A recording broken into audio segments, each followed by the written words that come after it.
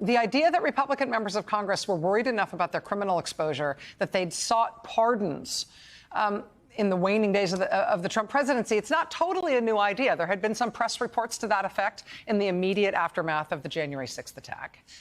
But then at the first hearing of the January 6th committee a couple of weeks ago, Liz Cheney basically teased that news and said that more on it might be coming. At that hearing, she specifically mentioned one obscure Pennsylvania Republican congressman named Scott Perry. She mentioned him by name. She said he had contacted the White House in the weeks after January 6th to seek a presidential pardon for himself. Now, Congressman Perry reacted angrily to that. After Liz Cheney made those remarks at the first hearing, he said the idea that he sought a pardon from President Trump was absolutely not true. He told reporters that Cheney's assertion about that was, quote, ludicrous and a soulless lie. But it apparently is something that he did, and it was apparently not just him. At that first hearing, Cheney said that Perry sought a pardon and that multiple other Republican congressmen had sought pardons in connection with their efforts to keep Trump in power. Well, today the committee showed their receipts on that front. My colleagues and I up here also take an oath. Some of them failed to uphold theirs and instead chose to spread the big lie. Days after the tragic events of January 6th, some of these same Republican members requested pardons in the waning days of the Trump administration. 5 days after the attack on the Capitol, Representative Mo Brooks sent the email on the screen now. As you see, he emailed the White House, quote, pursuant to a request from Matt Gaetz, requesting a pardon for Representative Gaetz, himself, and unnamed others. Witnesses told the Select Committee that the president considered offering pardons to a wide range of individuals connected to the president. Let's listen to some of that testimony. And was Representative Gaetz requesting a pardon? Believe so. The general tone was we may get prosecuted because we were defensive of the president's positions on these things. The pardon that he was discussing, requesting, was as broad as you could describe. From the beginning, I remember he's from the beginning of time up until today, for any and all things. He mentioned Nixon, and I said Nixon's pardon was never nearly that broad. And are you aware of any members of Congress seeking pardons? I guess Mr. Gaetz and Mr. Brooks, I know, have both advocated for there to be a blanket pardon for members involved in that meeting and a handful of other members that weren't at the December 21st meeting as the preemptive pardons. Mr. Gaetz was personally pushing for a pardon, and he was doing so since early December. I'm not sure why. Mr. Gaetz had reached out to me to ask if he could have a meeting with Mr. Meadows about receiving a presidential pardon. Did they all contact you? Not all of them, but several of them did. So you mentioned Mr. Gaetz, Mr. Brooks. Mr. Biggs did. Mr. Jordan talked about congressional pardons, but he never asked me for one. It was more for an update on whether the White House is going to pardon members of Congress. Mr. Gomer asked for one as well. Mr. Perry asked for a pardon too. I'm sorry, I need to finish. Mr. Perry, did he talk to you directly? Yes, he did. Did Marjorie Taylor Greene contact you? No, she didn't contact me about it. I heard that she had asked White House Counsel Office for a pardon from Mr. Philbin, but I didn't frequently communicate with Ms. Greene. Are you aware of any conversations or communications regarding the possibility of giving Congressman Matt Gaetz a pardon? I know he had asked for it, but I don't know if he ever received one or what happened with it. How do you know that Congressman Gaetz asked for a pardon? He told me. Tell us about that. He told me he'd asked Meadows for a pardon. Were you involved in or did you witness any conversations about the possibility of a blanket pardon for everyone involved in January 6th? I had heard that mentioned. Yeah.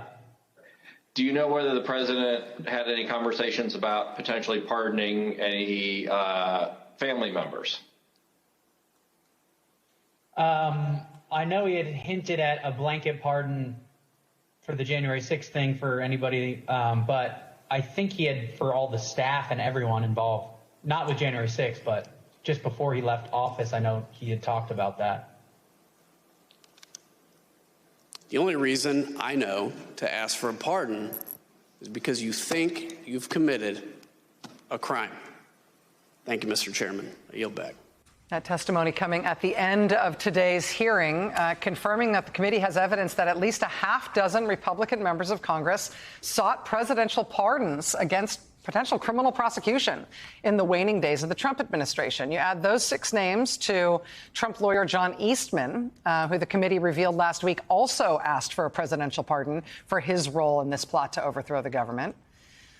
I should mention that tonight, many of those half dozen Republican members of Congress are denying this from the committee today. Congressman Scott Perry said he stands by his statement that he never sought a pardon. He said tonight, quote, "This never happened." Congresswoman Marjorie Taylor Greene says the committee is, quote, "spreading gossip and lies." After the hearing, Congressman Mo Brooks released a copy of the email that was shown by investigators. In part, the copy shows that, in fact, he did request pardons for himself and a large number of congressional Republicans. He did not deny that he sought a pardon. He can't. It's right there in black and white. He just wanted you to see more of the email in which he asked for one. Thank you. Congressman Brooks tells NBC that he sent this out of concern that, quote, Democrats would abuse the judicial system by prosecuting and jailing Republicans who acted pursuant to their constitutional or statutory duties. And so all Republicans needed pardons. And Matt Gaetz's pardon was supposed to be from the beginning of time up until today for any and all things. And he started asking for that in early December. That seems normal, Any right? and all things. That seems normal. What things, I wonder? Our colleague Stephanie Ruhle joins us now. Stephanie, you said that you were most eager to talk about the congressional pardons today. I am, not so much the members of Congress, but the president. Why didn't he give them pardon? Why didn't he pardon them? He has 100% control. And he's okay with pardoning people who commit money laundering, all sorts of, criminals. But in this case, would they be his co-conspirators? And I turn to Ari here because if any of them had been pardoned, they could turn around the next day and be asked to testify against Trump. And if they were, they can't plead the Fifth, which Jeffrey Clark did 105 times. So did former President Trump not pardon them because it would hurt him? That's the question I have. Yeah, given that he pardoned Roger Stone and Steve Bannon and others, the self-interest really seems to be a big issue here. Michael Flynn, poof, made things better for Paul Manafort, but this would touch him. This would hurt him.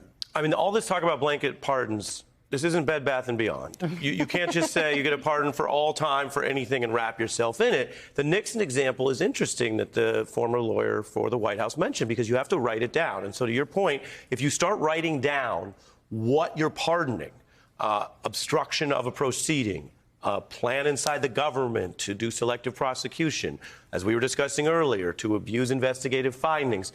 Those are all things coming out of the White House Oval Office of Donald Trump. So, yes, writing it out might actually incriminate him. It might just announce it. And then secondarily, yes, it might also make them more subject to cooperation. One other point, Rachel, I'm so glad everyone's hearing you emphasize that, yes, we can report out denials and what people are saying, but these are not equal.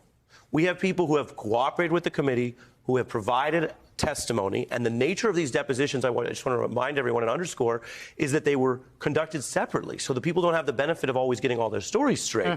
And through that contemporaneous evidentiary process, they have found under oath testimony about these pardons. And then you have some Republican members of Congress out here just saying, no, we deny it. So number one, that's not weighted equally. Number two, if there are any Republican members of Congress who are serious about these denials, they could submit a signed and sworn affidavit to the committee. Sure. Or testify. They could testify. I'm sorry. No, you go. You go.